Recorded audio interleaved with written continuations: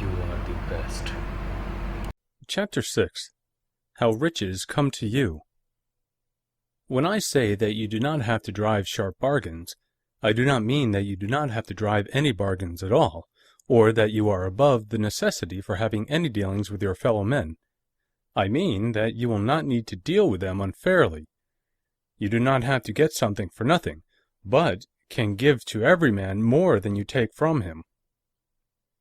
You cannot give every man more in cash market value than you take from him, but you can give him more in use value than the cash value of the thing you take from him. The paper, ink, and other material in this book may not be worth the money you pay for it, but if the ideas suggested by it bring you thousands of dollars, you have not been wronged by those who sold it to you. They have given you a great use value for a small cash value. Let us suppose that I own a picture by one of the great artists, which in any civilized community is worth thousands of dollars. I take it to Baffin Ray and by salesmanship induce an Eskimo to give a bundle of furs worth $500 for it. I have really wronged him, for he has no use for the picture. It has no use value to him. It will not add to his life. But suppose I give him a gun worth $50 for his furs. Then he has made a good bargain. He has use for the gun. It will get him many more furs and much food. It will add to his life in every way. It will make him rich. When you rise from the competitive to the creative plane, you can scan your business transactions very strictly. And if you are selling any man anything which does not add more to his life than the thing he gave you in exchange, you can afford to stop it. You do not have to beat anybody in business. And if you are in a business which does beat people, get out of it at once. Give every man more in use value than you take from him in cash value. Then you are adding to the life of the world by every business transaction. If you have people working for you, you must take from them more in cash value than you pay them in wages. But you can so organize your business that it will be filled with the principle of advancement, and so that each employee who wishes to do so may advance a little every day. You can make your business do for your employees what this book is doing for you. You can so conduct your business that it will be a sort of ladder by which every employee who will take the trouble may climb to riches himself, and given the opportunity, if he will not do so, it is not your fault. And finally, because you are to cause the creation of your riches from formless substance which permeates all your environment, it does not follow that they are to take shape from the atmosphere and come into being before your eyes.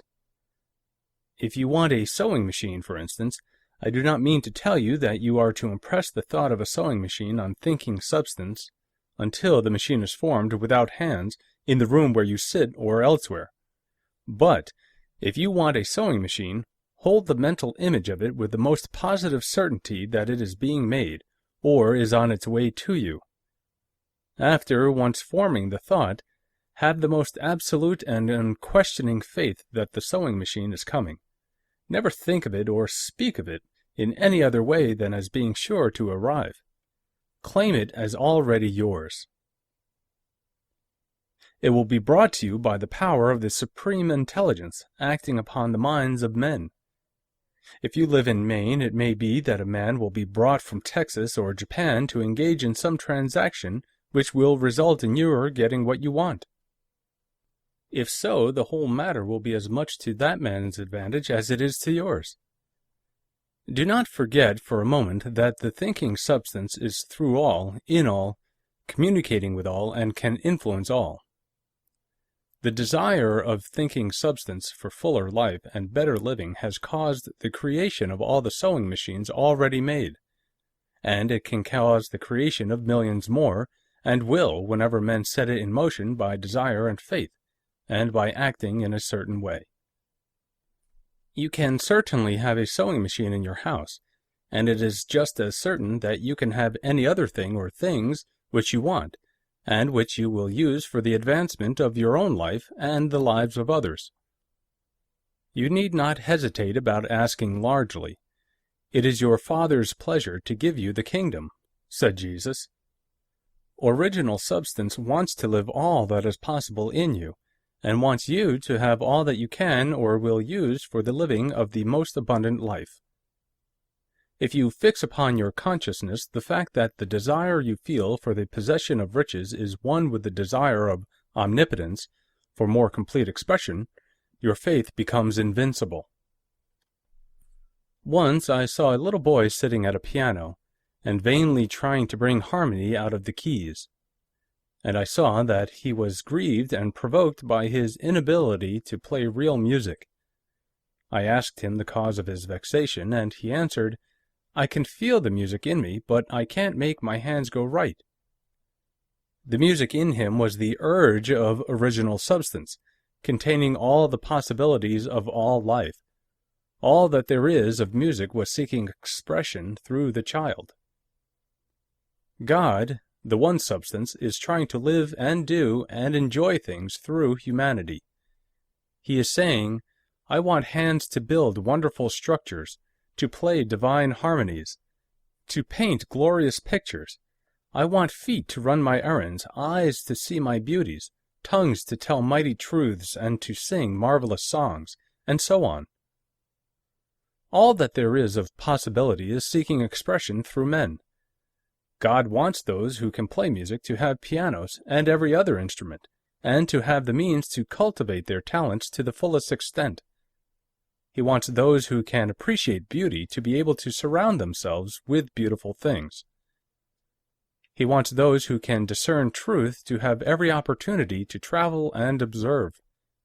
He wants those who can appreciate dress to be beautifully clothed, and those who can appreciate good food to be luxuriously fed. He wants all these things because it is himself that enjoys and appreciates them.